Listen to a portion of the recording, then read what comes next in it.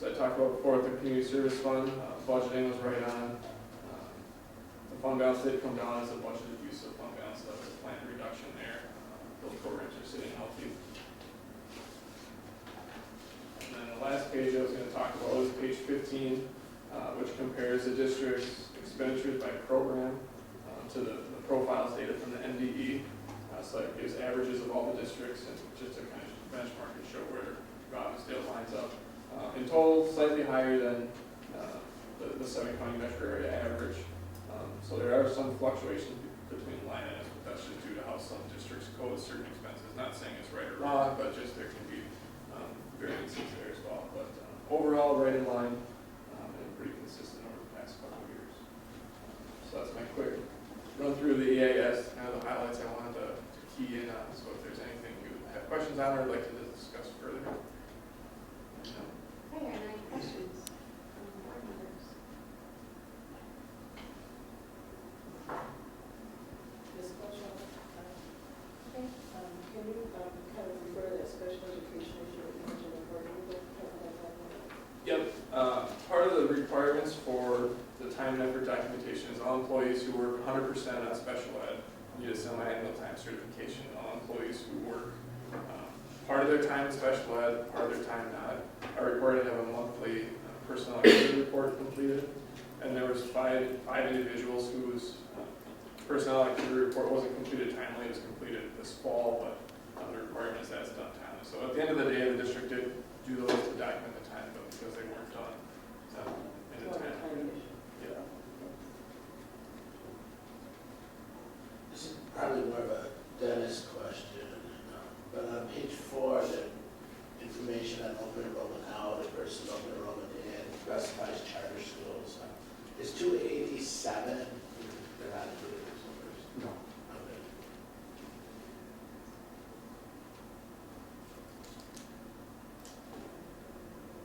Any other questions?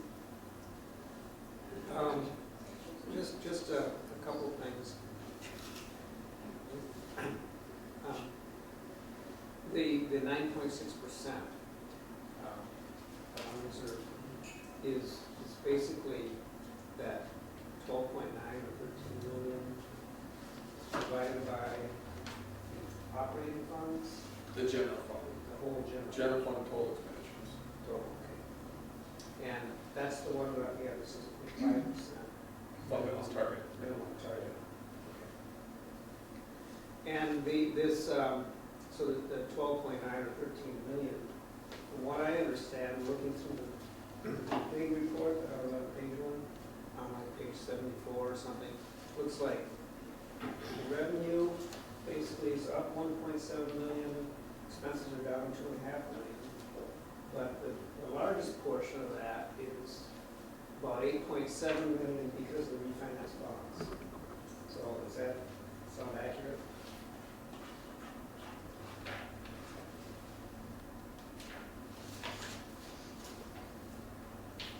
If you're looking at the budget actual page. Yeah, well, I don't know exactly where I got that, probably a combination of pages. So revenues were up 751,000, expenditures were down 1.4 million in comparison to the budget. I don't know what page I got that first off. But it looked like, because of the revenues versus expenditures, we gained about 4.2 million. Yep. And then the rest of it was basically because of the refinancing of bonds. There was 1.2 million for the sale of one of the buildings that took place, so that came in as revenue, Okay. which helped increase the fund balance. So that was a big piece of the other item. I guess what I'm asking, most of these are one-time things, right? It's nothing we can duplicate, like saving the building or the refinancing of the bonds. Yep. So we have to stay vigilant on all of the fronts because we won't have those one-time things. Right. Okay. Any other questions? Guess not. Well, we're moving right along then. It's just a comment, I appreciate, knowing we have a clean audit and you submitted it again for recognition with the National Association of School Business Officers. Appreciate his hard work. Thank you.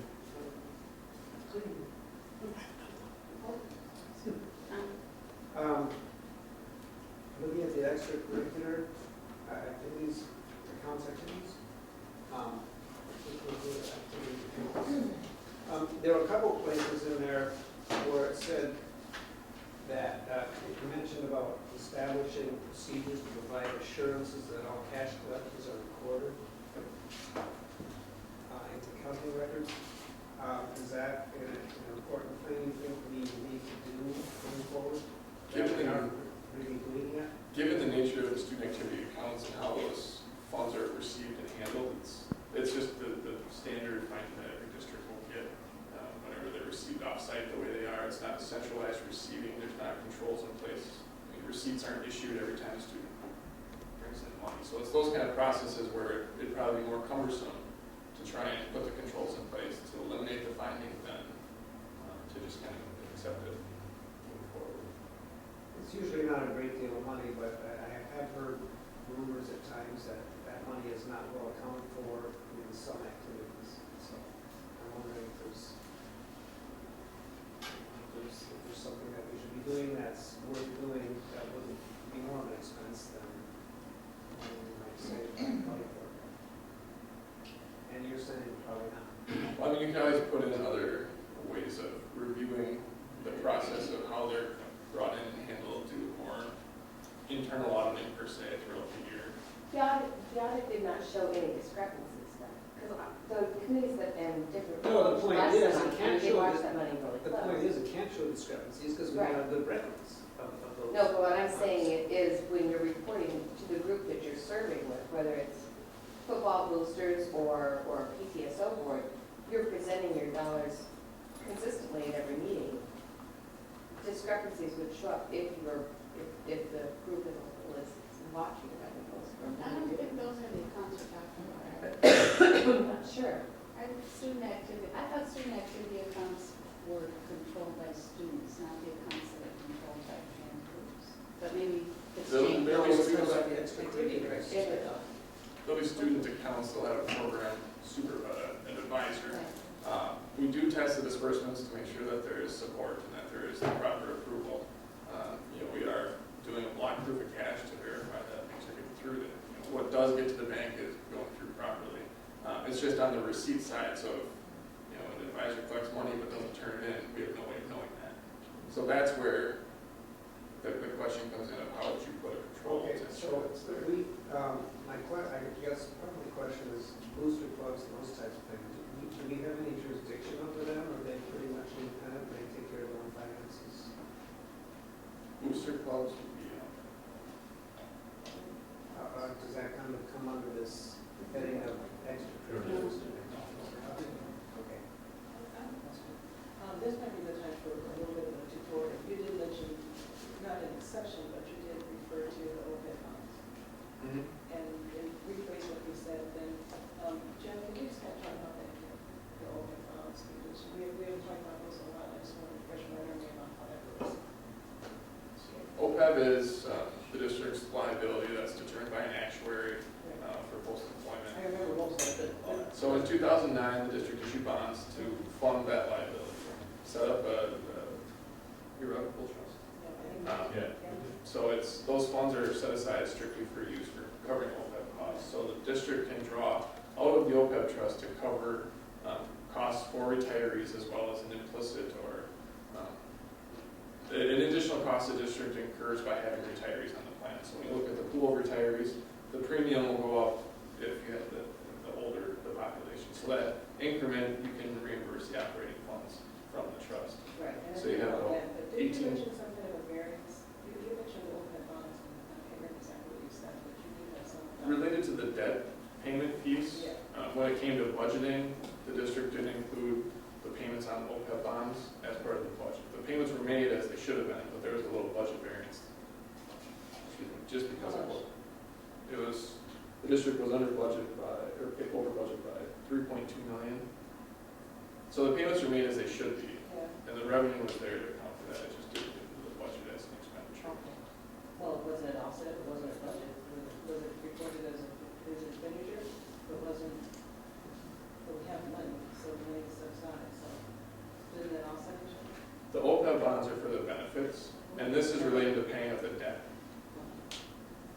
So the funds that were issuing the bonds is to pay the benefits. The expenditure here would have been through the tax levy. So this was the first year that about 1.8 million of tax revenue related to the OPEB bonds. It's that came actually in paid out. and then paid out. Is that kind of clear? Well, actually, I think you made it a little more cloudy. Because I actually understand it, but what you just said kind of lost me. But I was really paying attention to the exception that you mentioned and wanted to understand that part. Yeah. And so really, it was more of a bookkeeping thing, if I understand it correctly.